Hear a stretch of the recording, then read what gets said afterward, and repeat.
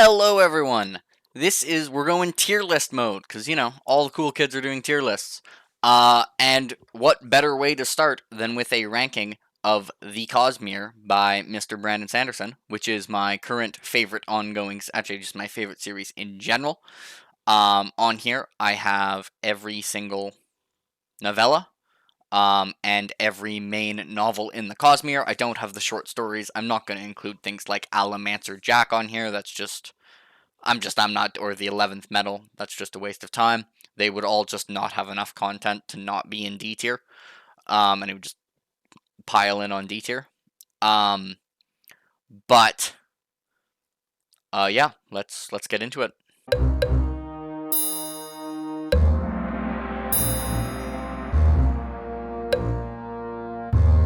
Okay, so I have S tier, which is probably just going to stand for Stormlight tier, if we're being honest.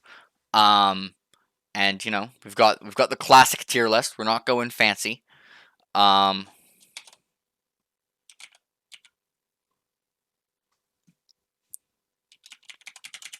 Okay, there we go. Now it's more accurate.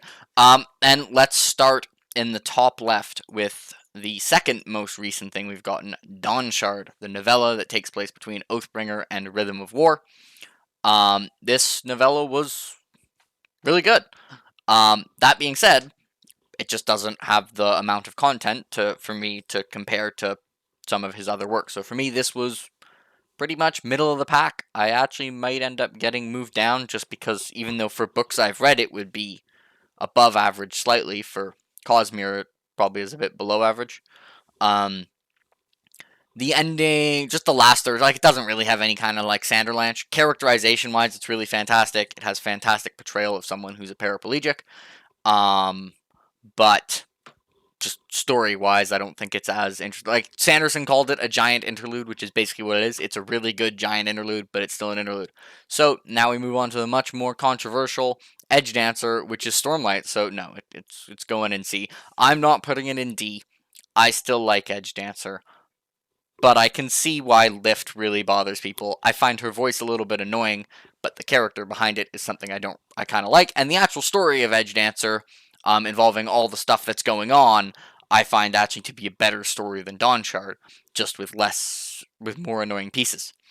Um, and now we move straight to Elantris, which, yeah, I think it's my least favorite thing in the Cosmere. It's pretty convincingly. I don't think it's bad, but I think it has some serious issues. I find Serene to be incredibly boring.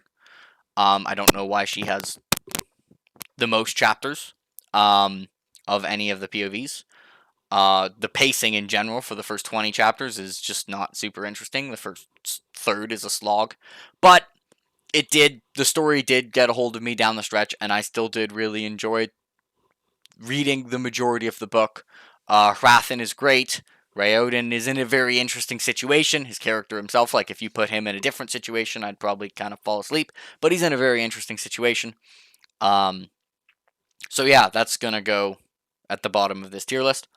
And next we have, I don't know why it put it in this order. It's strange. Anyway, next we have Mistborn Secret History, which is probably still the biggest kind of behind the scenes look we've got at the Cosmere, and I really like Secret History. I'm one of the people who thinks it adds to the ending of Era 1. Don't read it until Bands of Mourning, though, but I really enjoy reading it, and it answered questions that I didn't know I wanted the answer to, but after I got them, I was very happy to have them.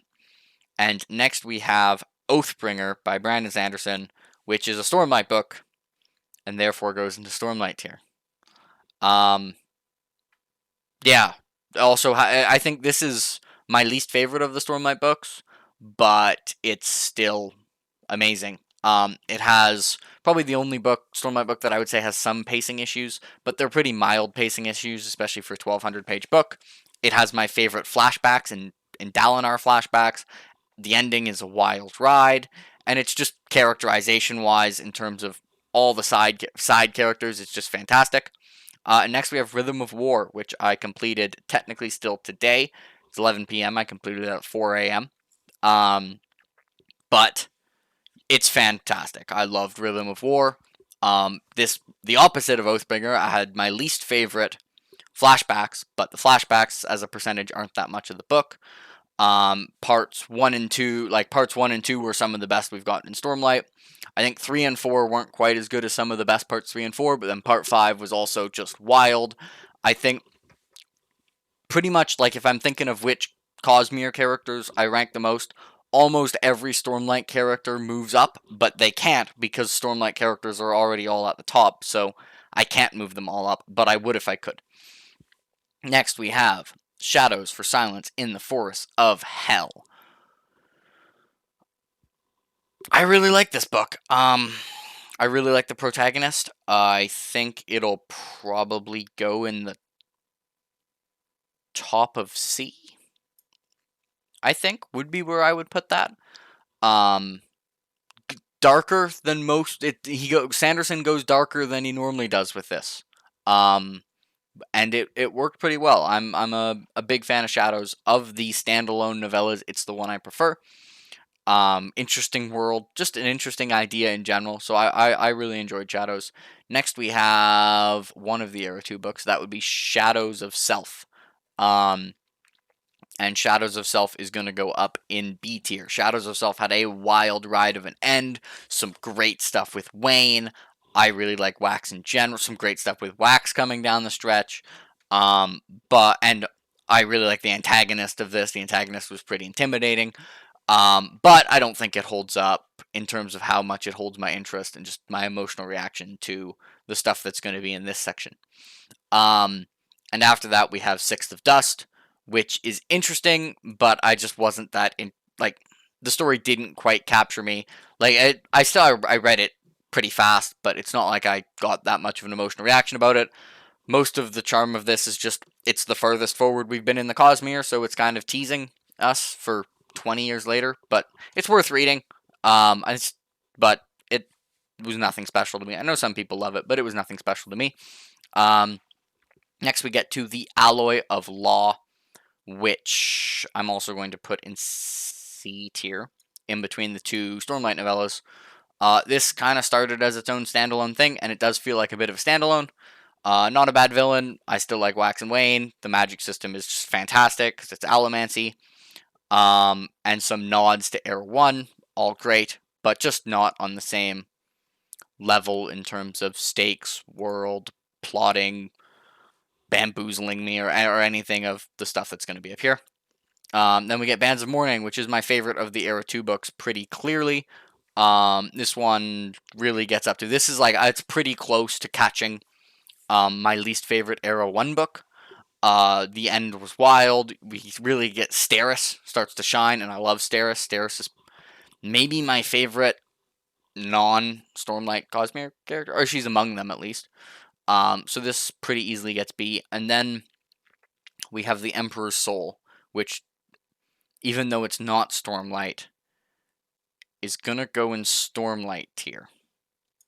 Because the Emperor's Soul is perfect. It's not in the format that lets it be as good, it makes me like rank it higher than some of the stuff ahead of it, but this is like the perfect Cosmere novella. I don't think any of the other novellas are at all in the same league as it. Multiple fantastic character arcs, perfect pacing, and a really interesting magic system. It's thematically fantastic, an amazing ending, just perfect. If you haven't read The Emperor's Soul, you're really missing out. You can find it in the Arcanum Unbounded or on its own. You can read it in a sitting. It's like 105 pages. Can't recommend The Emperor's Soul highly enough. And now we get to Mistborn. Why do I have Era 1 in this order? No one will ever know. But the Final Empire is first. And Final Empire is going to go top of B tier or bottom A. Probably, yeah, top of B. It is my least favorite of the Era 1 books. It just, I don't find, like, the Sanderlanche is emotionally still like a wild ride, but I don't think it stands up as well to rereads in terms of like foreshadowing. It's a very, very good book. I still really love the book, but I like the other two Mistborns more. Which is why the Hero of Ages is going to go into A tier. The Hero of Ages, I just think it's better all around. Like, I think pacing wise, um, plotting wise, reveal, combat, writing, I just like it more. I guess if you really love heists and one particular character, I can see liking the Final Empire more. I like that character, but I don't love that character. I'm not going to say who it is. Um, but Hero of Ages, for me, I clearly like more. And then Way of Kings, if you've seen my review. Oh, no. That's how much I love Rhythm of War. You can go watch my Way of Kings review, and that's how much I love Rhythm of War. I have a review for this book, so, I think if you've seen that review, you know it's going to go in S tier. I didn't really have anything negative to say about it. It's just with these books that are virtually perfection. I'm almost tempted to do this, but I'm not going to. I know eventually, like if I do this when there's 10 Stormlight books, I can't put all 10 in S tier, but I want to, and I can put 4 in S tier, so I'm going to. Well of Ascension, most probably the consensus least favorite Mistborn book. It is my second favorite. It has a siege. I'm totally down for the siege. I'm really interested by the siege. I'll take the siege over the balls. I still don't mind the stuff here, but I'm interested all the way through Well of Ascension, and then it has one of the most wild endings. I know I've said that about like all of them, but Sanderson consistently has really wild endings. But this one is, even for Sanderson, this is a wild ending. Not compared to Stormlight endings, but it's probably my favorite last third of the Mistborn books of any of the 6. Then we get Warbreaker. Also a book I've seen be a bit divisive. Some people just don't get attached to Warbreaker. I love Warbreaker though. I just don't love Warbreaker that much. I love all 3 of the main characters we follow in Warbreaker. Light Song has a great arc, is hilarious, is very entertaining. Ciri can be super wholesome to read about, and I love all 3 of them. And then Vivenna is just really well written and interesting. I didn't like Vivenna that much the first time I read it, but on rereads she really shined. And then there's a bunch of side characters as well. The mercenaries are great. Vasher is fantastic, and obviously Nightblood is a talking sword, and yet somehow is just incredibly entertaining. Destroy evil. Destroy anyone who doesn't put Words of Radiance first. No, Rhythm of War, you're not that good. Stop it. Okay, Words of Radiance is first. It always will. I don't know if it always will be, but it's. I gave this 9.9. I might actually just bump it up to 10.